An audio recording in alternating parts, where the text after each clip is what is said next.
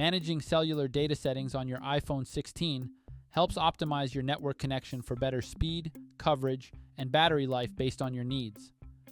Here's how to adjust these settings on the new iPhone.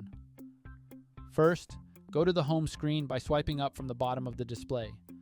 From the home screen, tap on the settings icon. In the settings menu, scroll down or up and tap on Cellular. Then, tap on Cellular Data Options.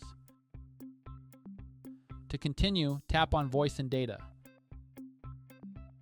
Finally, choose any from the available options. Depending on your device model and carrier, available network bands may vary. For most users, the 5G Auto is recommended, as it provides the best balance between network speed and battery life. Just choose the network that you think best suits your data needs and preferences.